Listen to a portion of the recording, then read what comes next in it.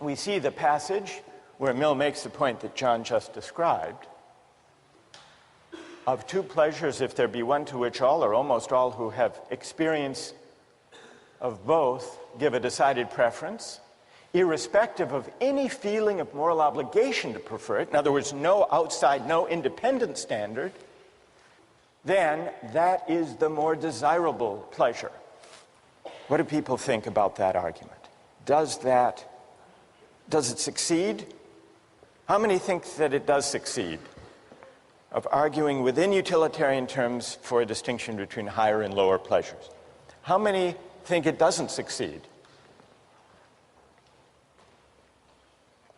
Right, I want to hear your reasons. But before we give the reasons, let's do an experiment of Mill's claim. In order to do this experiment, we're going to look at 3 short excerpts of popular entertainment. The first one is a Hamlet soliloquy. It'll be followed by 2 other experiences. See what you think. What a piece of work is a man. How noble in reason. How infinite in faculties, in form and moving, how express and admirable. In action, how like an angel. In apprehension, how like a god. The beauty of the world, the paragon of animals. And yet to me, what is this quintessence of dust? Man delights not me.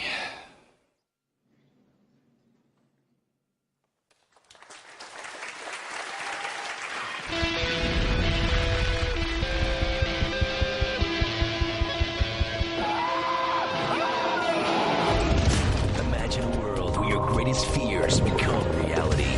They're blaming me! Each show, 6 contestants from around the country battle each other in 3 extreme stunts. Ow! These stunts are designed to challenge the contestants both physically and mentally. 6 contestants, 3 stunts, 1 winner. Yes! Woo! Fear Factor.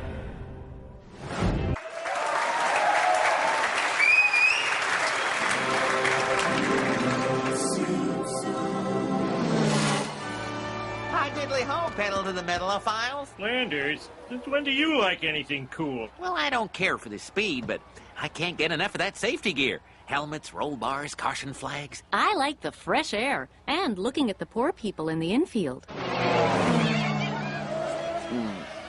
Dang, Cletus, why'd you have to park by my parents? Now, honey, it's my parents, too.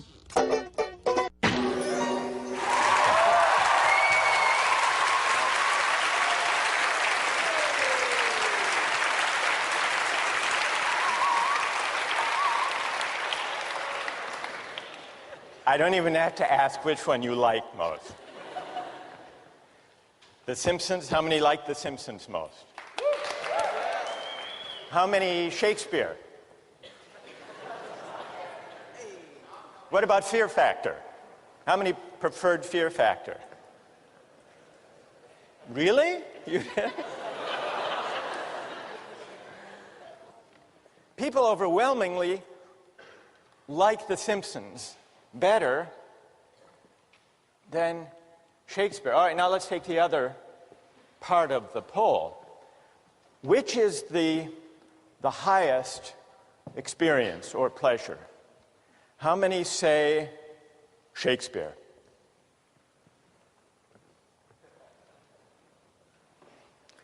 How many say Fear Factor? No, you can't be serious. Really? What? All right, go ahead. You can say. I found that one the most entertaining. I know, but which do you think was the worthiest, the noblest experience? I know you found it the most entertaining. If something is good just because it is pleasurable, what does it matter whether you have sort of an abstract idea of whether it is good by someone else's sense or not?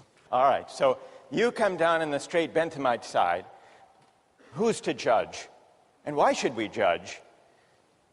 apart from just registering and aggregating de facto preferences. All right, that's fair enough. And what's your name? Nate? Okay, fair enough. All right, so how many think The Simpsons is actually, apart from liking it, is actually the higher experience? Higher than Shakespeare. All right, let's see the vote for Shakespeare again. How many think Shakespeare is higher? All right.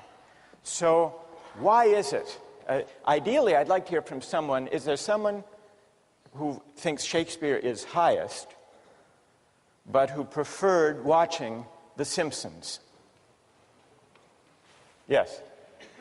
Like, I guess just sitting watching The Simpsons, it's entertaining because they make jokes and they make us laugh, but like, someone has to tell us that Shakespeare was this great writer. We had to be taught how to read him, how to understand him. We had to be taught how to kind of take in Rembrandt, how to analyze a painting. Well, what's your name? Anisha. Anisha, when you say someone told you that Shakespeare is better, right, are you accepting it on blind faith? You voted that Shakespeare is higher only because the culture tells you that, or teachers tell you that, or do you actually agree with that yourself?